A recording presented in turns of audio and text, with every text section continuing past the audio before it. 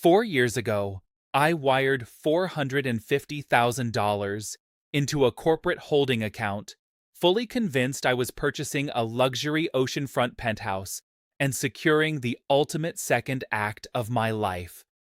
Today, I am sitting in a decaying 30 square meter concrete studio in a neighborhood tourists are explicitly warned to avoid, listening to the rattle of a rusted wall fan and calculating exactly how many months I have left before my remaining funds hit absolute zero. I cannot go back to the United States. It isn't just that the math no longer works, though that is a hard truth. I can't go back because returning would require looking my two grown children in the eye and explaining how their father, the man who stubbornly preached financial prudence at every family dinner, liquidated his entire existence and handed it over to an illusion. I'm 58 years old. For 3 decades, I was a mid-level corporate logistics executive in Ohio. My professional identity was built on risk assessment, managing multi-million-dollar supply chains, and spotting the fatal flaw in a vendor contract before anyone else could. I was relentlessly rational. I followed the traditional script. I was the guy who prided himself on never, ever making a foolish move. But that is the insidious thing about a predictable life.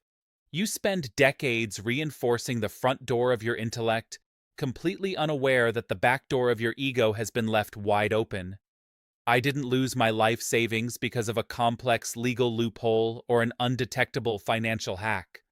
I lost it because I was bleeding out from a quiet, desperate panic to feel relevant before I got old. I was terrified of my own obsolescence.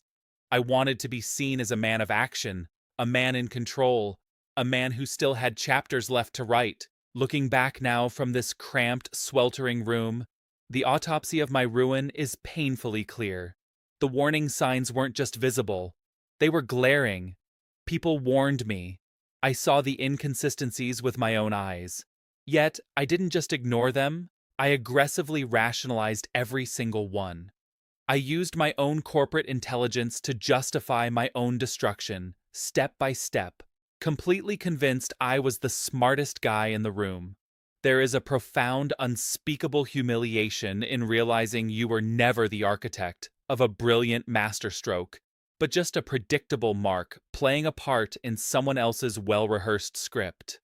This isn't a story about a sophisticated South American real estate scam.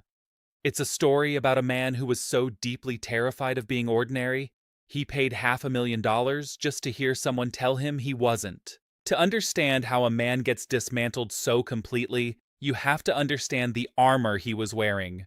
I need you to know who I was before you judge how easily I fell, because I wasn't a naive, gullible retiree clicking on internet pop-ups.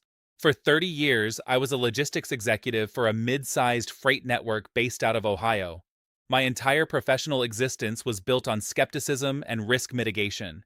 If a vendor promised a delivery timeline that looked too seamless, it was my job to find the hidden bottleneck.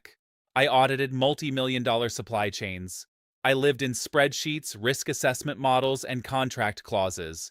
I was the man paid to spot the fatal flaw before the ink dried. My personal life was managed with the exact same clinical precision. I drove a sensible sedan. I put 20% of every paycheck into a Vanguard index fund.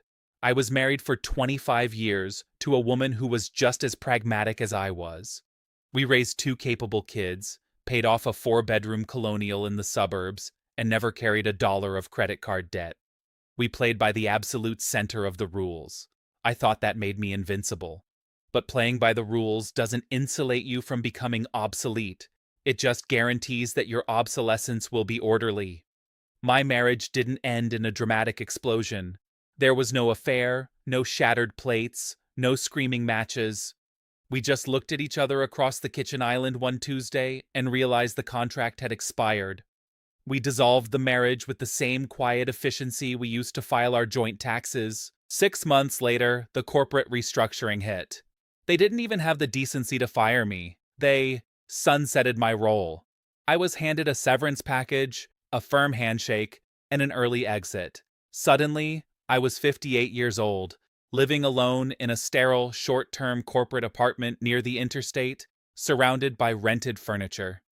Everything I had built over 3 decades had been liquidated, divided, and neatly converted into cash.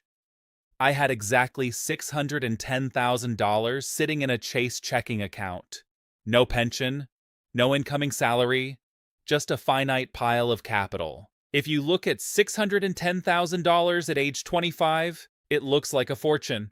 If you look at it at 58, with 30 years of life expectancy staring back at you, it looks like an hourglass running out of sand. I ran the projections. Staying in the United States meant a slow, frugal decline. It meant clipping coupons, downsizing to a smaller condo, and rationing my dignity until the money eventually dried up. I was looking down the barrel of a life spent being an invisible, redundant middle manager, waiting for the clock to run out. I refused to fade away like that. I desperately needed a second act, and I needed it to mean something. So, I did what I always did. I looked for a geographic arbitrage. I treated my own life like an underperforming asset that needed to be relocated to a more favorable market. I chose Rio de Janeiro. I didn't choose it for the romance or the postcard fantasy, at least, that's what I told myself. I chose it for the mathematics. With the exchange rate at 5 Brazilian reais to every American dollar, my dwindling nest egg overnight quintupled in purchasing power. The logic was flawless. I would enter on a tourist visa, secure a permanent retirement visa, and buy a modest, well-located apartment in cash. I would live entirely off the interest and the currency leverage. I was executing a perfect logistical pivot. I packed 2 suitcases, boarded a flight to Galeão International, and rented a furnished Airbnb in Copacabana to serve as my base of operations. For the first few weeks, the strategy worked exactly as modeled. The sun was warm, my dollars went incredibly far, and the sheer density of the city made me feel like I was part of something vibrant. But a spreadsheet cannot measure an emotional deficit. I didn't realize that beneath my airtight financial strategy, there was a quiet, metastasizing panic. I was fundamentally alone in a chaotic country where I didn't speak the language. I didn't just want to stretch my retirement funds, I wanted to matter again. I wanted to walk into a room and be recognized as a man of substance, a man of action, someone who had mastered his destiny, not just an aging, discarded divorcee from Ohio trying to make his savings last. That was the vulnerability I packed in my suitcase. I just didn't know it was there. I treated my first 2 months in Brazil exactly like a corporate deployment strategy. I had rented a mid-century Airbnb on the 12th floor of a concrete high-rise on Rua Barata Ribeiro in Copacabana. It was my staging ground. Every morning, I woke up at 6 a.m. out of sheer muscle memory. I brewed coffee, sat at a small glass dining table, and opened my laptop. But there were no unread emails, no vendor disputes, no supply chain bottlenecks requiring my immediate authorization. There was only the distant, steady hum of traffic bleeding through the single-pane glass. For the first few weeks, I aggressively maintained the illusion of total control. I spent my days walking the grid of the city, scouting modest, well-located apartments that I could eventually buy in cash. I checked the currency markets every single morning, watching the exchange rate hover around 5 Brazilian reais to the dollar. I ran the numbers again and again, confirming that my $610,000 made me a wealthy man in this ecosystem. The logic of my plan was airtight. I told myself I was living the dream.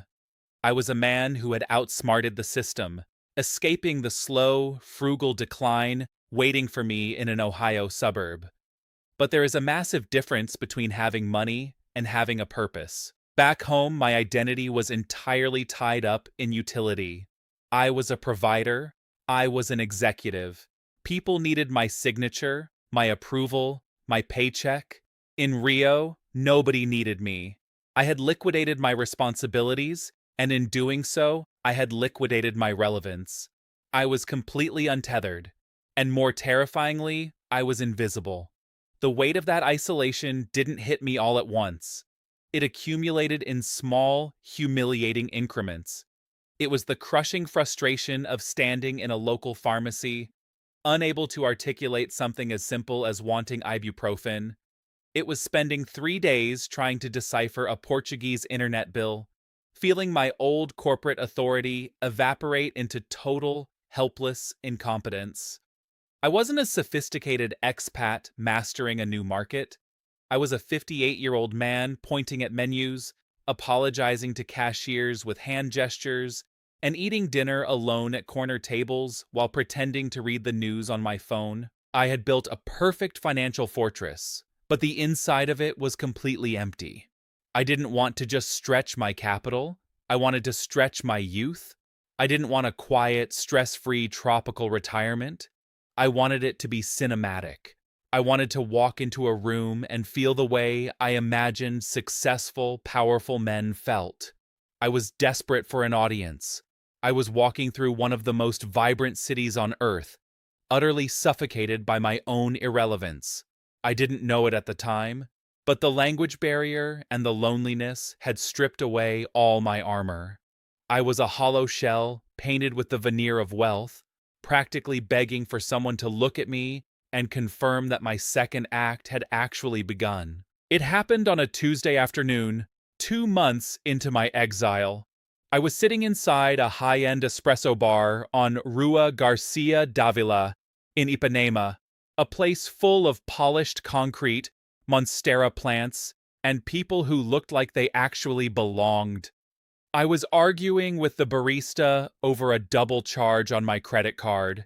It was a petty dispute over $12, but the humiliation wasn't about the money. It was the fact that there was a line forming behind me, and I was completely incapable of forming a coherent Portuguese sentence to defend myself.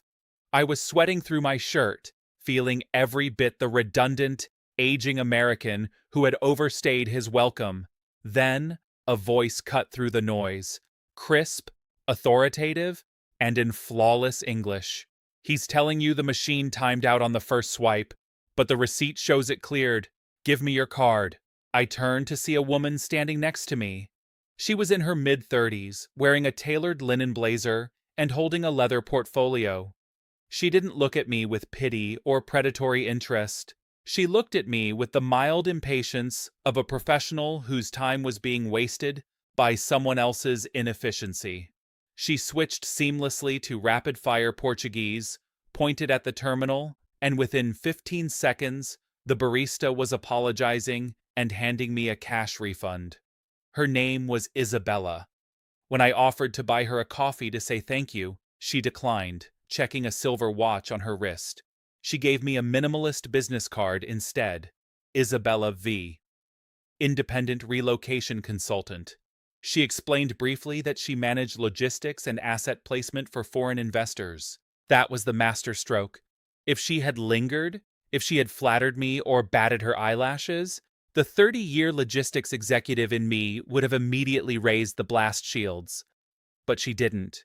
She treated me like a minor logistical error she had corrected on her way to a more important meeting.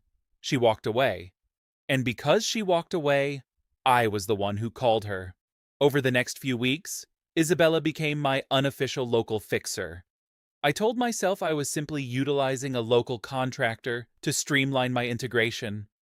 I asked for her help navigating the labyrinth of the Brazilian bureaucracy, and the sheer competence she displayed was staggering. She walked me through the brutal fluorescent hallways of the federal police at Santos Dumont Airport to extend my tourist visa, cutting past a line of 50 confused foreigners because she knew the exact clerk to speak to. A week later, she sat beside me in an air-conditioned Itaú Bank branch and effortlessly bullied the manager into opening a local account for me, something I had been repeatedly told was legally impossible without permanent residency. When I asked for her invoice, she waved me off. "Consider it a professional courtesy," she said, sipping sparkling water across from me at a bistro. It took me 2 hours. I don't bill for 2 hours. Keep my card on file when you're ready to buy a property. That's where I make my margin. It was intoxicating. I wasn't just attracted to her, I was attracted to her efficiency. My entire career had trained me to value competence above all else. And here was a woman who moved through this chaotic city with the exact same clinical precision I used to pride myself on. The trust didn't solidify in grand gestures, it solidified in the spreadsheets. During one of our dinners, I casually mentioned the monthly rate I was paying for my Copacabana Airbnb. Isabella frowned, pulled out her phone, and made a 3-minute phone call in rapid Portuguese. She hung up, slid her phone back into her purse, and told me my rent for the next month was reduced by 20%. She actively, demonstrably saved me money. Better yet, when the check for dinner arrived, she insisted on splitting it. I look back now from this sweltering room, and I can clearly see the hooks sinking in, one by one. I firmly believed she was a highly successful, financially independent woman.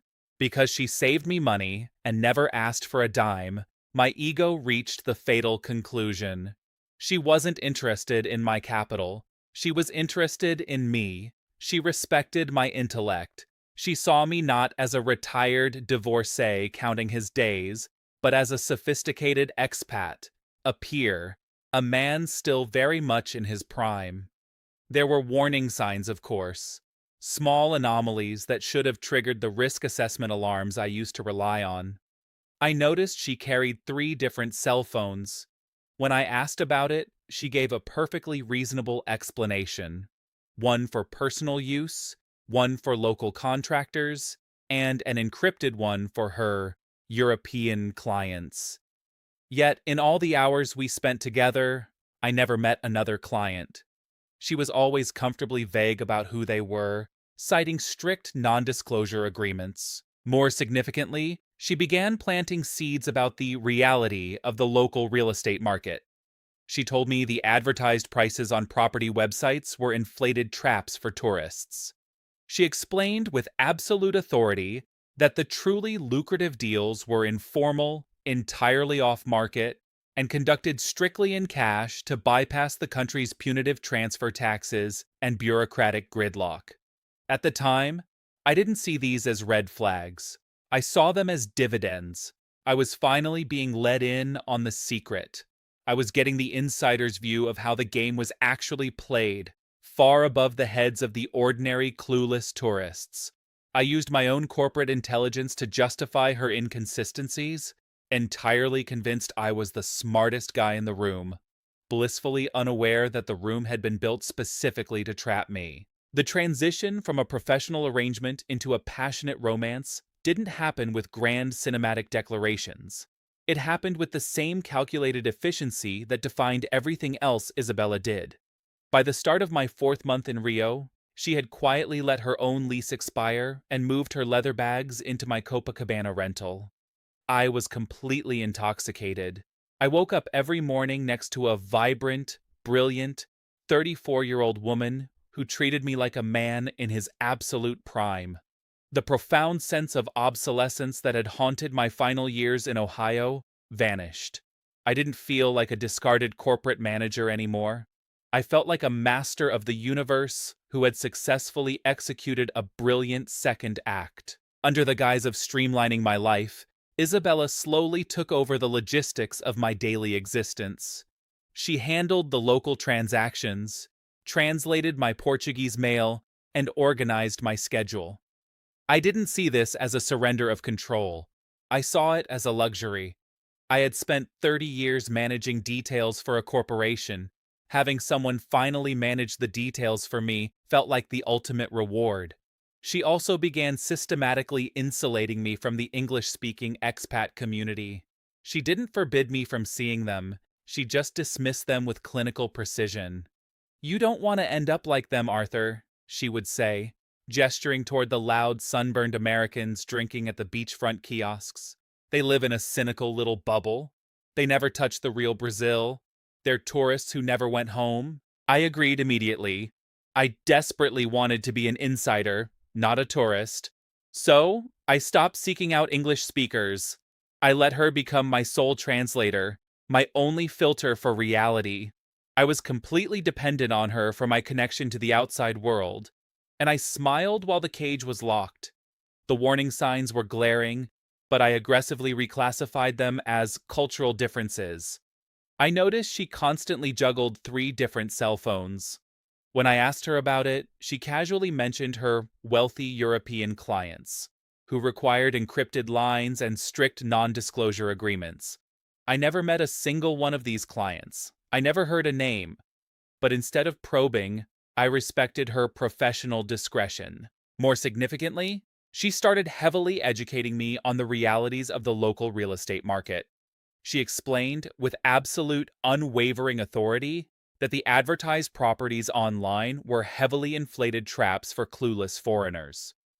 The truly lucrative deals, she insisted, were distressed assets, off-market properties traded quietly and entirely in cash to bypass the country's punitive transfer taxes and bureaucratic gridlock. I should have recognized the framework. I should have seen the classic architecture of a high-pressure con, but I used my 30 years as a logistics executive to build an intellectual fortress around my own stupidity. I told myself I understood complex, opaque supply chains. I convinced myself I was getting an insider's view of informal market dynamics. To anyone else, it would have looked like a trap. To my massive, fragile ego, it looked like a VIP pass. There was one moment, a brief window of clarity, where I could have stopped it. I was having a solo beer at an Irish pub in Ipanema while Isabella was supposedly at a client meeting. An older American expat from Chicago sat 2 stools down. We got to talking, and I casually mentioned my relocation consultant, who was helping me navigate the off-market real estate landscape. The man stopped drinking, looked at me with tired, bloodshot eyes, and told me flat out, "Be careful, pal. Half these consultants are ghosts. They isolate you, steer you into fraudulent properties, take a massive hidden cut, and vanish." It was a direct hit, a loud, ringing alarm bell. When I brought it up to Isabella later that evening, watching her face for a reaction, she didn't panic. She didn't get defensive. She simply smiled, a sad, pitying smile, and poured me a glass of wine. "I know exactly who you're talking about," she sighed, naming the pub. "He's a bitter, failed alcoholic who got taken advantage of by a local girl 20 years ago. Now he blames the entire country for his own incompetence. You are not him, Arthur. You actually know what you're doing, and God help me, that was exactly what I needed to hear. I was not him. I was smarter. I was sharper. I was the guy who spotted the bad contracts. The ultimate anchor of my delusion was the math. I felt utterly, completely secure because the bulk of my $610,000 was still sitting safely in my Chase checking account back in the United States. I checked the balance every single morning. The money was under my name, behind American encryption, governed by American laws. I believed that as long as I held the capital, I held all the leverage in the relationship. I was convinced I was the one steering the ship, entirely unaware that I was already locked in the cargo hold.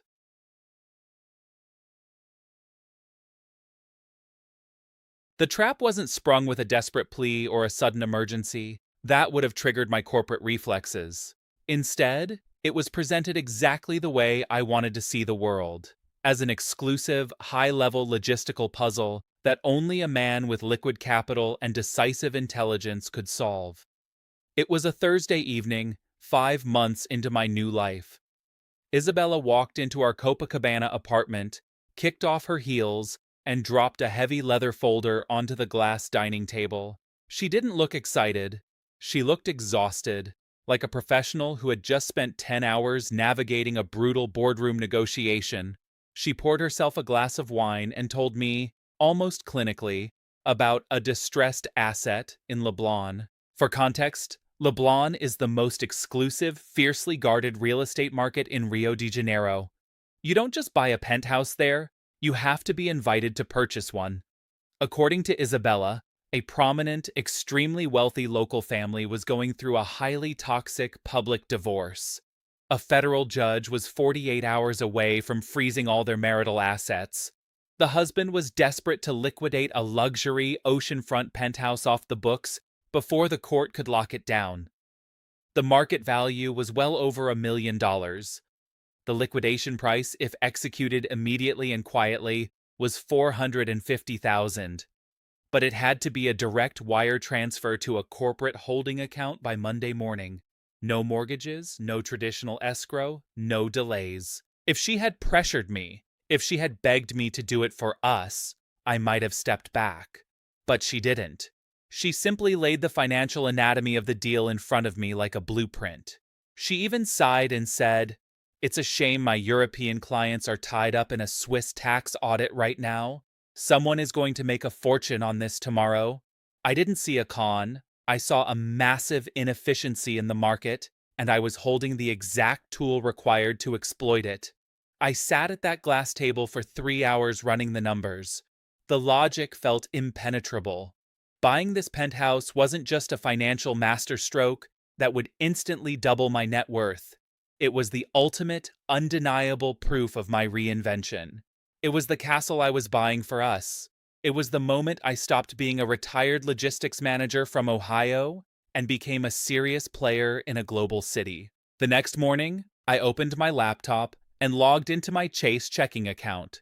I stared at the balance, $610,000. It was the sum total of 30 years of my life. Every early morning commute, every missed school play, every corporate compromise, it was all sitting right there in digital ink. I didn't feel fear. I felt a surging, intoxicating rush of power. I initiated an international wire transfer for exactly $450,000 to the Brazilian corporate holding account Isabella provided. I authorized the release, closed the laptop, and poured myself a cup of coffee. I had crossed the point of no return, and I was smiling. The psychological brilliance of the scam was what happened next. The anxiety that should have consumed me after sending $500,000 into the ether was immediately, systematically neutralized. 3 days later, the wire cleared. Isabella didn't celebrate. She just nodded, all business, and told me to put on a nice shirt. She called an Uber Black, and we drove to Leblon. We pulled up to a stunning, modernist high-rise half a block from the beach. The concierge in the marble lobby smiled warmly, greeted Isabella by name, and buzzed us up to the top floor without asking for my ID. We walked into the penthouse. It was empty, echoing, and absolutely breathtaking.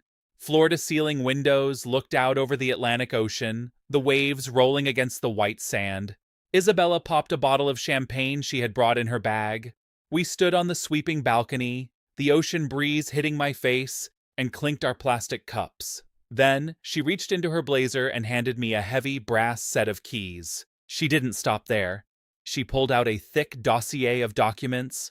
I couldn't read the Portuguese legalese, but I saw the heavy embossed notary stamps, the cartorio seals she had taught me to look for. She pointed to where my name was printed as the primary beneficiary of the holding trust. The administrative transfer, she assured me, was in its final, mandatory 30-day waiting period. To completely cement the reality of the illusion, the next afternoon she scheduled a meeting at the apartment with an architect. He was a sharply dressed guy in his 40s who spoke excellent English. For 2 hours, the three of us walked through the empty penthouse, discussing knocking down a non-structural wall to create an open-concept kitchen, debating the merits of imported Italian marble versus local granite. I even gave the architect a $500 cash retainer to start drafting the 3D renders. I left Leblon that day feeling a profound, absolute peace. The keys were heavy in my pocket. The paperwork was in my briefcase. The woman I loved was holding my hand. Every lingering doubt I had ever harbored about myself had been silenced. I was certain, right down to my bones, that I had won. 3 weeks. That was the length of time I was allowed to live inside the illusion. Isabella told me she had to fly to São Paulo for 48 hours to handle a tax audit for one of her European clients. She kissed me at the door of our Copacabana apartment, told me to start looking at furniture catalogs, and got into an Uber. The next afternoon, I decided to go back to Leblon. I wanted to take some precise measurements for a custom sectional sofa we had discussed.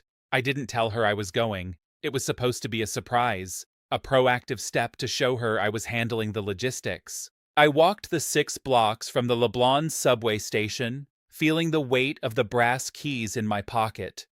I nodded to the doorman as I entered the lobby, but it wasn't the warm, familiar man who had greeted us weeks earlier. It was a younger guy in a slightly oversized uniform. He didn't smile. He stepped in front of the elevator bank and asked me something in rapid Portuguese. I pulled out my phone, opened the translation app, and typed, "I am the new owner of the penthouse. I am going up to measure the living room." The young doorman read the screen, frowned, and shook his head. He typed his reply and held the phone up for me to read. "The penthouse is not for sale. It has never been for sale. It belongs to a federal judge. He is on vacation in Portugal until next month." I stared at the glowing letters. My brain, trained by decades of corporate problem solving, instantly rejected the information. I assumed it was a bureaucratic misunderstanding, a breakdown in communication. I held up the heavy brass keys. I showed him the digital photos of the embossed notary stamps on the dossier Isabella had given me. The doorman looked at the keys, then looked at me with a mixture of pity and alarm. He pointed to the lock cylinder on the lobby desk drawer. It was the same generic brass key. The concierge from 3 weeks ago, he explained through the app, wasn't an employee of the building. He was a temporary cover, hired for a single afternoon while the regular staff was off duty. The architect who spoke excellent English? Just a guy paid to play a role in a vacant apartment while its real owner was out of the country. I stepped out of the air-conditioned lobby and into the suffocating heat of the sidewalk. My hands were shaking. I pulled out my phone and called Isabella's primary number. It went straight to voicemail. I called the secondary line. Disconnected. I called the encrypted line for her European clients. Disconnected. I opened WhatsApp. Her profile picture, a candid shot of her laughing at a cafe, was gone. Her Instagram account had been deleted. There was no cinematic collapse. I didn't scream or drop to my knees. I just stood on the pavement in Leblon, listening to the sound of the ocean, feeling 30 years of my life evaporate into the humid air. The autopsy of the financial damage was brutal and efficient.